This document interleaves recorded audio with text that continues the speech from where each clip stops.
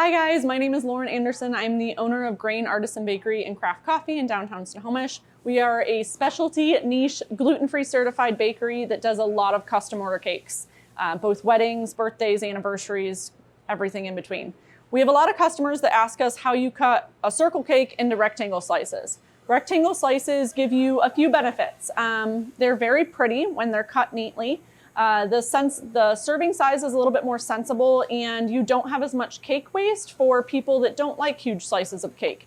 You can also get more bang for your buck per se by getting more slices out of a cake than you would if you cut it into the traditional wedge slices.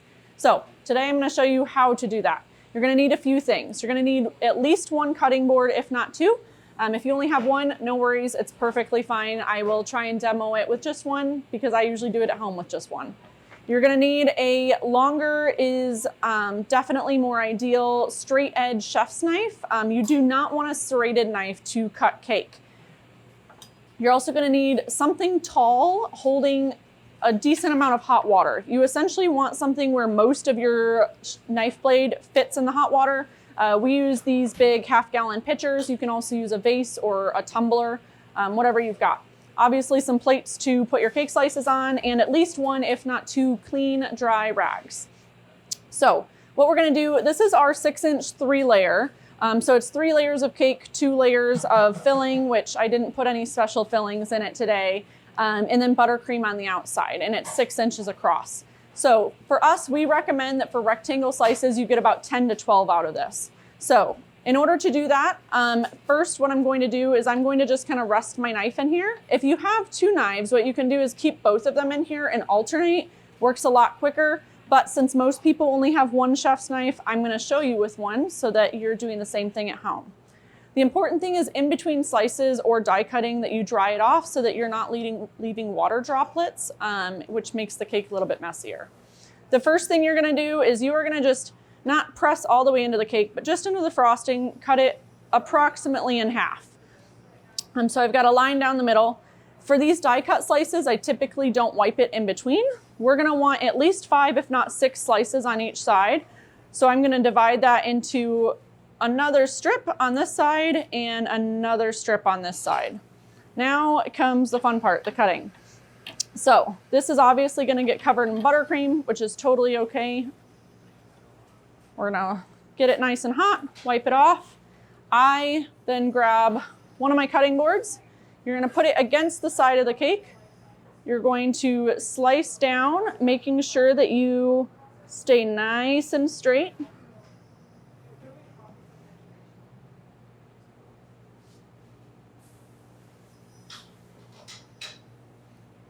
And then you're gonna wiggle your knife a little bit to get it loose from the rest of the cake.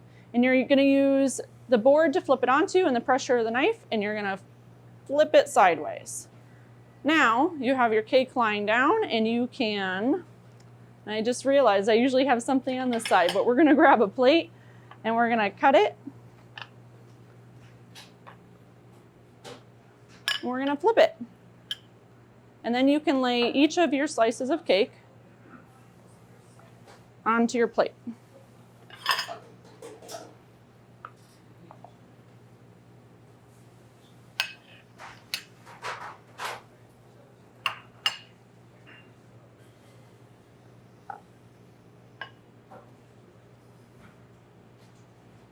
So with that slice, we got 3 slices. You would continue doing that for each piece. You now use the cutting board against this side. We're going to get our knife nice and hot.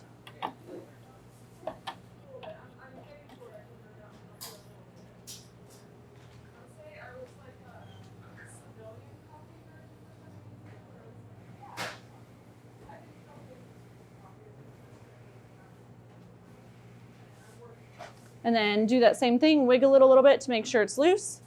And then you're gonna use pressure from the bottom of your blade and flip it over. And then this is essentially what it looks like when you cut it. And then you can just go through and you can cut however many slices you like. And we actually got, let's see, 7, so 14 slices from this little 6-inch 3-layer cake.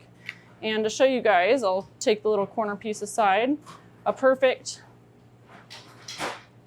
inside slice, which is plenty of cake for one person, especially at a party where you're probably eating before and after. So that's how you would continue going, and you just keep going all the way to the end. But you need a lot more plates to make that happen. So I'm going to stop it there.